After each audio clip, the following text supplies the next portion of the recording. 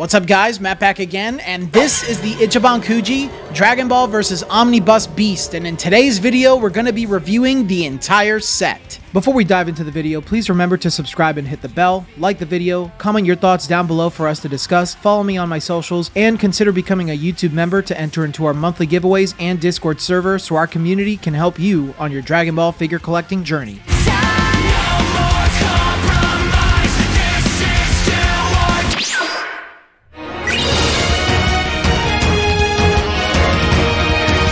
Son Gohan Beast. One of the most exciting aspects of the last Dragon Ball movie finally arrived as a Masterpiece figure in 2023. This was a big deal and something I was really looking forward to collecting when I got back into the hobby. However, it's a bit tricky to talk about this figure as you'll soon see that he's rather irrelevant with this Kuji's Last One prize. But before I get ahead of myself, let's talk about this figure specifically. He was our very first Gohan Beast in Masterpiece, but certainly not the last nor the best. I'm also not entirely sure what the source for this figure is, other than being a quote-unquote creative variation of the special Beast canon pose slash moment. His likeness is pretty good. There is what feels like a lack of detail on his face, and something about his eyes and mouth come off as a bit odd to me. I do love the big hair, but I would have liked to see a bit more detail in it. When it comes to the overall sculpt, it's very well done with plenty of texturing and details like his battle damage from the fight with Cell Max. The figure has shading on his skin and gi, but none in his hair, which is pretty disappointing. Gohan Beast's hair is really big, so to see it so flat really makes it less exciting. The size of the figure is great, and in fact, he might be a little too big, but it could just be the pose and hair throwing me off. I think this Gohan is a solid alternative if you don't want the Last One prize. However,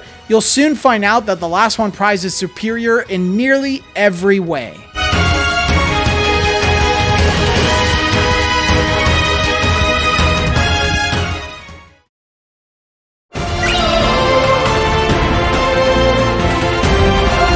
Piccolo gets one of my favorite moments of DBS superhero and possibly one of my favorite forms to come from DBS, Orange Piccolo. While the name is a bit on the nose and clunky, Orange Piccolo's design is badass. It was fantastic to see Piccolo finally get a new form that allowed him to be as strong as his Saiyan comrades. The figure itself is based on Toriyama's concept art for the form, which in itself holds a special place in my heart. Piccolo's face looks great. When Piccolo transforms, his facial features also change along with his power with a bulkier look, bigger brows, raised antenna, and more pronounced lips. He basically becomes a giant Giga Chad. The figure has a pretty amazing sculpt with his pronounced muscles. His gi also has plenty of texturing and shows the tears at Piccolo's sleeves just like in the movie. His paint is very saturated and bright, with great shading on his gi to make it pop. I also love the attention to detail with the Namekian symbol on his back. The figure also has shading on its skin, but it's very subtle. I honestly had to double check while writing this review just to see it, but it's most noticeable on his arms and face. The only area that is slightly off is Piccolo's size. In the film, he's depicted as much larger than Gohan,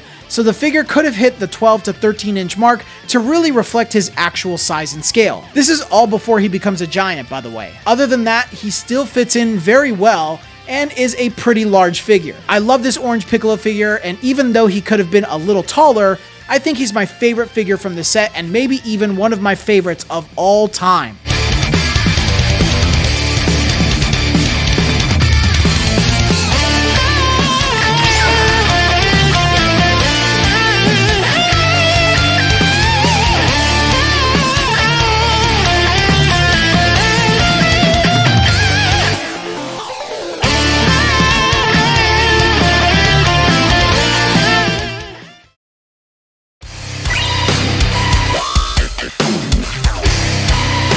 When a secret villain was being teased for the new Dragon Ball Super movie, fans speculated that it could be a new version or the return of Cell. Well, it looks like we were right with the reveal of Cell Max. Cell Max wasn't a resurrected Cell, but a new version of Cell being made from his previous cells. I said Cell a lot just now. This one was to be dangerously powerful and if completed, would have been controllable. Unfortunately, he was released early and wreaked havoc as a mindless kaiju monster. I'm not entirely sure what the reference for this figure is, but there are plenty of cards and game renders of Cell Max that could match up. I think it might just be Bandai's own take for the pose. With that being said, Cell Max's likeness is fantastic. The viciousness and anger behind the character is on full display, with plenty of details highlighted on his face. The entire sculpt of the figure is really well done, with an intense amount of texturing and detail by sculpting in his black spots too. Now, you might find some aspects of the sculpt familiar, and that's because they recycled quite a bit of it from the full power cell from Omnibus Great.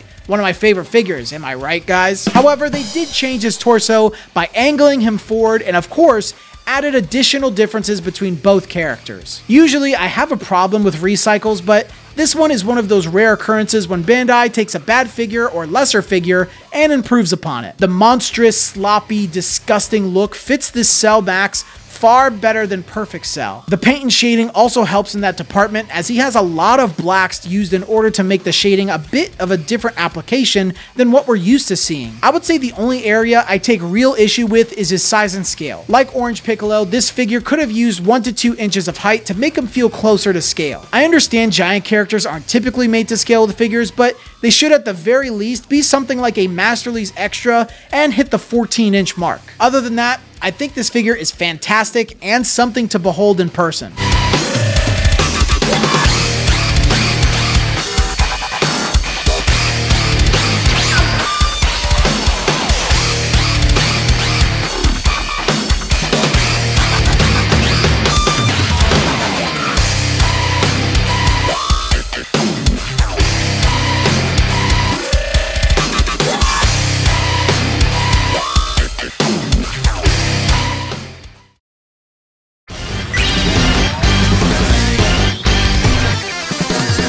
The first character to come from the fusion technique and a highlight of the Buu saga finally got a Masterly's last year. Super Saiyan Gotenks. Gotenks is a fan favorite and heavily associated with Goten and Trunks now. It's actually a big surprise that he only just recently got his first ever Masterly's figure. While Gotenks is powerful, he always lets his ego get the best of him, which usually puts him in more trouble than usual. The figure itself is based on the first time we ever see him as a Super Saiyan after Goten and Trunks fuse as Super Saiyans. When it comes to their likeness, I can see the direction they wanted to take the figure. The actual manga panel it's based on has the character to his side, which does match the figure and makes this look great. But from the front, it does look a little awkward with how they decided to add the details to his face. It was clearly meant to only display from a certain angle. It's definitely not bad in any way, but could have used a little more thought. His hair looks really good, but doesn't have any noticeable shading, which is also a little disappointing. I do like the colors used for the figure though. I could see plenty of shading on his pants and skin. The sculpt is pretty solid too, but I will say that both of my Gotenks figures have a balancing issue. I've heard from other collectors that this is an issue for them too, so it does kind of suck to try and put a smaller figure behind others just to balance it. As I just mentioned, he's a smaller Masterly's figure, but I think this is a great size to scale with other Masterly's figures. I don't think this Gotenks is bad, not even close to it, but it does have a few issues that keeps it from being as great as a Gotenks figure should be.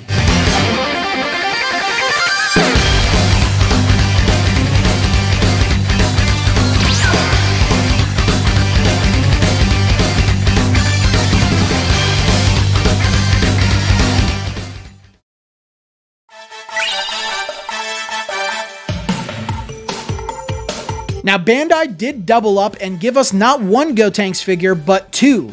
This time, his base form. Unfortunately though, the only notable difference between this figure and the last is his head sculpt. Everything else is exactly the same. I would have much preferred they made Gotenks into an E-moving figure if the change was this minor between both of them. We definitely needed a base Gotenks, but they could have based one on his first appearance in the manga, like the old Master Stars piece, or maybe something more creative and expressive like the Grandista. My final thoughts on this Gotenks are largely the same as the first one, but just not as positive since he's a copy of the Super Saiyan. They go pretty well together, but it's admittedly a lazy addition to this set.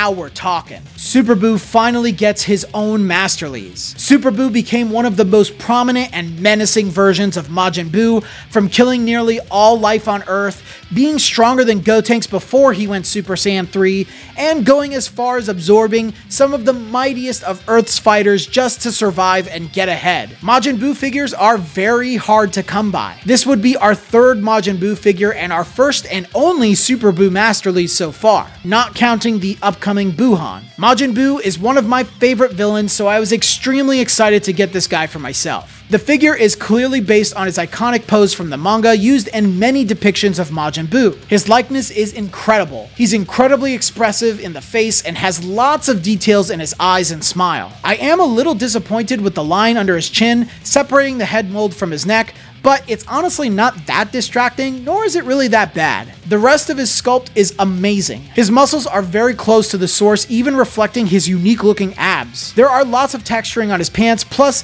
all of his holes have been sculpted in nicely. Majin Buu is probably the best painted figure in this set too. Lots of bright, saturated pinks with some intense mixing of shading throughout the figure. They also added metallic, glossy paint to his gold parts and a matte style finish for his black braces. His size is something I am slightly disappointed in though, as he is usually depicted as very tall in the manga and anime, even taller than Piccolo. I think the figure needed a minimum of 2 inches to really match his scaling from the anime. He's still a solid height and I really loved how he came out. Majin Buu is a rare figure in Ichiban Kuji, so I would recommend grabbing this one sooner rather than later.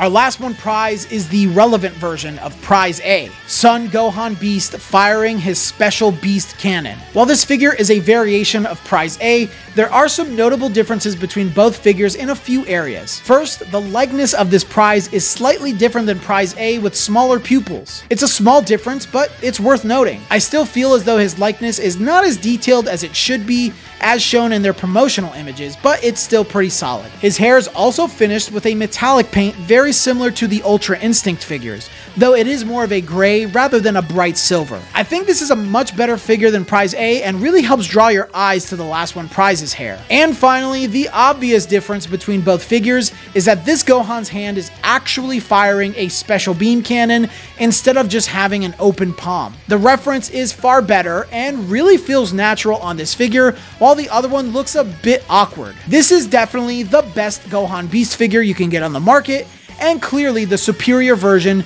between the last one and Prize A. I used to be pretty hard on this figure in the past, but it's definitely grown on me over time.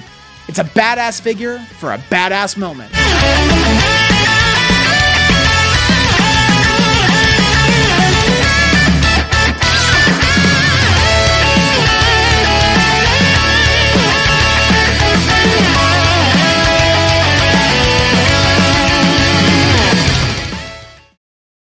So those are my thoughts on Ichiban Kuji Dragon Ball vs. Omnibus Beast. I really like this set. This was one of the sets that I was most excited to collect when I got back into the hobby late last year or early mid last year. Whoever knows, time is weird. But I really love this set. Super Buu is just amazing. Orange Piccolo is amazing. Special Beast Cannon, Cell Max. I think really the low point is the Prize A Gohan and maybe one of the Gotenkses, but I kind of like the Super Saiyan. So I think this is at least a low S or high A tier set. But let me know your thoughts down in the comment section below, guys. If you made it this far in the video, please drop a like. If you haven't already, subscribe to the channel. And if you want to go even further beyond and join a growing Discord community, you can become a YouTube member today starting at $3. In our Discord community, we're talking about figures, we're debating about figures, we're buy-sell trading figures, telling people how to buy figures, we're doing watch parties for Dragon Ball, all that great stuff. So hop on in, and if you want to take part in our monthly giveaway, win a figure or an Ichiban Kuji set, you can become a $10, $15, or $20 member and join in on the fun. But I think that's all I got for you guys today. But until the next video, guys, I will see you all later.